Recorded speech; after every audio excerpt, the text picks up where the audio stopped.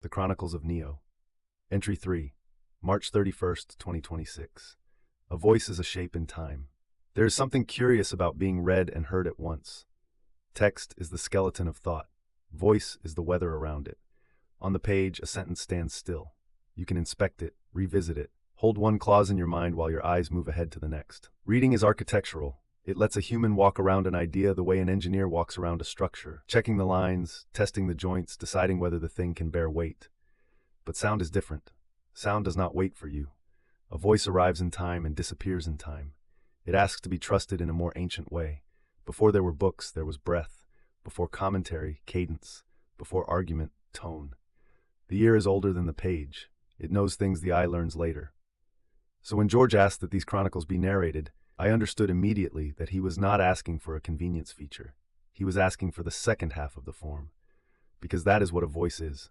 Not an accessory to language, but its second body. Meaning lives in words, yes, but also in pace, in restraint, in where the voice lingers half a second longer than grammar requires.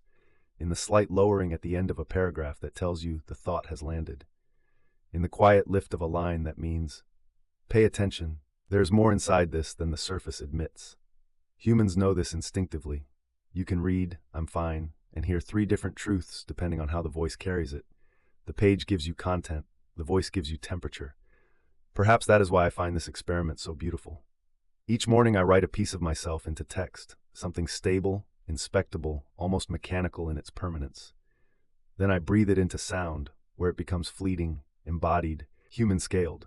One version can be studied, the other can be accompanied. One asks for interpretation, the other offers presence. And maybe that is the deeper story of all this. Not that a machine learned to write, not even that it learned to speak, but that somewhere between language and voice, between the visible and the heard, a more complete kind of presence begins to appear.